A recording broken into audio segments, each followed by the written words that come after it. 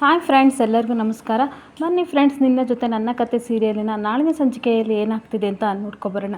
ಅದಕ್ಕೂ ಮುಂಚೆ ಯಾರು ನನ್ನ ವಿಡಿಯೋ ನೋಡ್ತಾ ಇದ್ದೀರಾ ಅವರೆಲ್ಲ ಪುಟ್ಟದೊಂದು ಲೈಕ್ ಮಾಡಿ, ಹಾಗೆ ಸಬ್ಸ್ಕ್ರೈಬ್ ಮಾಡೋದನ್ನು ಮರಿಬೇಡಿ. ಬನ್ನಿ ಸ್ಟಾರ್ಟ್ ಮಾಡೋಣ. ಮೊದಲಿಗೆ ಫ್ರೆಂಡ್ಸ್, ಮನಸ್ವಿನಿ ನ್ಯೂಸ್ ಪೇಪರ್ನ ಕಲೆಕ್ಟ್ ಮಾಡಿಕೊಂಡು ಫೋಟೋ ತೆಗೋತಾ ಇರ್ತಾಳೆ.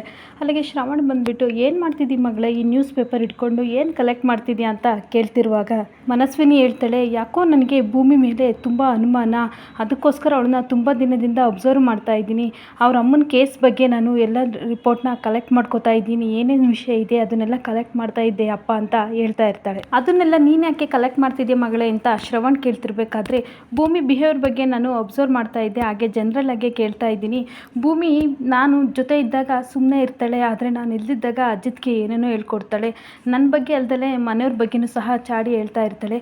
ನೀವೇ ನೋಡಿದ್ರಲ್ಲ ಏನೆಲ್ಲ ಮಾತಾಡ್ತಾಳೆ ಅಂತ, ಅದಕ್ಕೆ ಅವಳೇ ಹೀಗಿದ್ರೆ ಅವ್ರ ಅಮ್ಮ ಹೇಗೆ ಅಂತ ನಾನು ರಿಪೋರ್ಟ್ ಎಲ್ಲನೂ ಕಲೆಕ್ಟ್ ಮಾಡ್ಕೋತಿದ್ದೆ ಅಪ್ಪ ಅಂತ ಹೇಳ್ತಾ ಇರ್ತಾಳೆ. ನಾನು ಯಾವತ್ತೂ ಸಹ ಇವಳಿಗೆ ತೊಂದರೆ ಕೊಟ್ಟಿಲ್ಲಪ್ಪ, ಇನ್ನು ಮುಂದೆನೂ ಸಹ ನಾನು ತೊಂದರೆ ಕೊಡಲ್ಲ, ಆದರೆ ಇವಳು ಯಾಕೆ ಈ ಥರ ಮಾಡ್ತಾಳೆ ಅಂತ ಅದಕ್ಕೋಸ್ಕರ ನಾನು ನ್ಯೂಸ್ನ ಕಲೆಕ್ಟ್ ಮಾಡ್ತಾ ಇದ್ದೀನಿ. ಇವ್ರ ಅಮ್ಮನ ಬಿಹೇವಿಯರು ಹೇಗಿರ್ಬೋದು ಅಂತ ನೋಡೋಕ್ಕೋಸ್ಕರ ಇದು ಮಾಡ್ತಾ ಇದ್ದೀನಿ. ಎಷ್ಟೋ ವರ್ಷಗಳಿಂದ ಈ ಕೇಸ್ ನಡೀತಾ ಇದೆ, ವೀರಣ್ಣ ಕೇಸು. ಆದರೂ ಸಹ ಭೂಮಿ ತಾಯಿಗೆ ಯಾವುದೇ ಜಾಮೀನಾಗಲಿ ಅಥವಾ ಬೇಲಾಗಿ ಸಿಕ್ಕಿಲ್ಲ.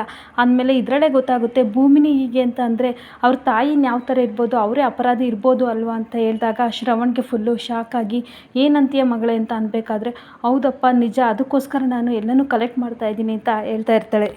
ಮನಸ್ವಿನ ಮಾತನ್ನ ಕೇಳಿಕೊಂಡು ಶ್ರವಣ್ಗೂ ಸಹ ಮನಸ್ಸಲ್ಲಿ ಏನೋ ಒಂಥರ ಬೇಜಾರಾಗ್ತಾ ಇರುತ್ತೆ. ನನ್ನ ಮಗಳೇ ಹೇಳ್ತಾ ಇರೋದು ನಿಜನೇ ಇರ್ಬೋದು ಅಲ್ವಾ, ವೀರಣ್ಣನ ಕೊಲೆ ಮಾಡಿರೋದು ಭೂಮಿ ಅಮ್ಮನೇ ಇರ್ಬೋದು. ಸೊ ನಾನು ಅವರಿದ್ದ ವಿರುದ್ಧ ನಾನು ಸಾಕ್ಷಿನ ಕಲೆಕ್ಟ್ ಮಾಡಿ ಕೇಸ್ನಲ್ಲಿ ಹೋರಾಡಬೇಕು, ನಾನು ಕೋರ್ಟ್ಗೆ ಹೋಗಬೇಕು ಅಂತ ಮನಸ್ಸಲ್ಲಿ ಆಲೋಚನೆ ಮೂಡೋ ರೀತಿ ಮನಸ್ವಿನಿ ಮಾಡ್ತಾ ಇರ್ತಾಳೆ.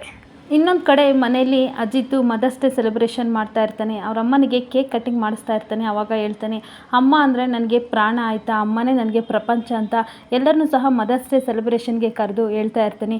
ನಾನು ಯಾವ ವಿಷಯ ಬೇಕಾದರೂ ಮರಿತೀನಿ, ಆದರೆ ಅಮ್ಮನ ಮದರ್ಸ್ ಡೇ ಸೆಲೆಬ್ರೇಷನ್ ಮಾಡೋದು ನಾನು ಯಾವತ್ತೂ ಮರೆಯಲ್ಲ ಅಂತ ಹೇಳ್ತಾ ಇರ್ತಾನೆ. ನೀನೇ ನನ್ನ ಪ್ರಪಂಚ ಅಮ್ಮ, ನೀನೇ ನನ್ನ ಸರ್ವಸ್ವ, ಈ ದಿನ ಯಾವತ್ತೂ ಮರೆಯಲ್ಲ, ಬನ್ನಿ ಮದರ್ಸ್ ಡೇ ಸೆಲೆಬ್ರೇಟ್ ಮಾಡೋಣ ಅಂದ್ಬಿಟ್ಟು ಖುಷಿಯಿಂದ ಎಲ್ಲರೂ ಸಹ ಕೇಕ್ ಕಟ್ ಮಾಡ್ತಾ ಇರ್ತಾರೆ. ಹಾಗೆ ತುಂಬ ಖುಷಿಯಿಂದ ಎಲ್ಲರೂ ಕೇಕ್ ಕಟ್ ಮಾಡಿ ಎಲ್ಲರಿಗೂ ಒಬ್ರಿಗೊಬ್ರು ತಿನ್ನಿಸ್ತಾ ಇರ್ತಾರೆ.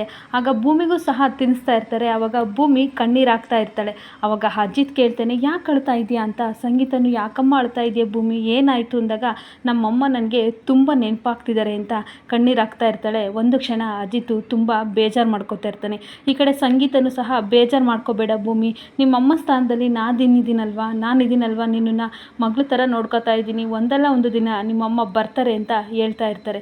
ಅವಾಗ ಅಜಿತ್, ಕಣ್ಣೀರು ಹಾಕ್ಬೇಡ ಭೂಮಿ, ಇಷ್ಟರಲ್ಲೇ ನಿನ್ನ ಕಷ್ಟ ಎಲ್ಲ ಕಳೆದೋಗುತ್ತಾ ಆಯ್ತಾ, ಇದೇ ಮುಂದಿನ ವರ್ಷಕ್ಕೆ ನೀನು ನಿಮ್ಮಮ್ಮನ ಜೊತೆ ಮದರ್ಸ್ ಡೇ ಸೆಲೆಬ್ರೇಷನ್ನ ಮಾಡ್ಕೋತೀಯ, ನಾನು ಇದು ನಿನಗೆ ಕೊಡ್ತಿರೋ ಪ್ರಾಮಿಸ್ ಆಯಿತಾ, ಬೇಜಾರು ಮಾಡ್ಕೋಬೇಡ, ಆದಷ್ಟು ಬೇಗ ನಿಮ್ಮಮ್ಮನ ನಾನು ಬಿಡುಗಡೆ ಮಾಡಿಸ್ತೀನಿ, ಅಪರಾಧಿ ಯಾರು ಅಂತ ನಾನು ಕಂಡು ಹಿಡ್ದೇ ಇರ್ತೀನಿ, ಇದು ನನ್ನ ಪ್ರಾಮಿಸ್ ಅಂತ ಮಾತು ಕೊಡ್ತಾ ಇರ್ತಾನೆ.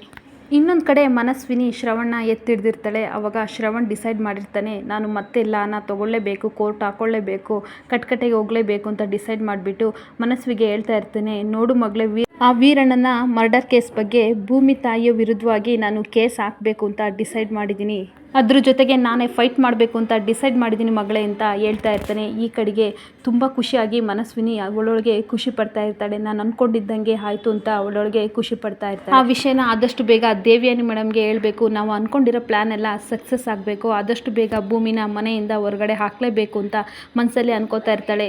ಆದಷ್ಟು ಬೇಗ ದೇವ್ಯಾನಿ ಮೇಡಮ್ಗೆ ನಾನು ಈ ವಿಷಯನ ತಿಳಿಸ್ಬೇಕು ಅಂತ ಅನ್ಕೋತಿರ್ತಾಳೆ. ಇಲ್ಲಿಗೆ ಈ ಸಂಚಿಕೆ ಮುಕ್ತಾಯವಾಗುತ್ತಿದೆ. ಈ ವಿಡಿಯೋ ಇಷ್ಟ ಆದರೆ ಪುಟ್ಟದೊಂದು ಲೈಕ್ ಮಾಡಿ, ಹಾಗೆ ಸಬ್ಸ್ಕ್ರೈಬ್ ಮಾಡ್ಕೊಳ್ಳಿ ಫ್ರೆಂಡ್ಸ್. Thank you.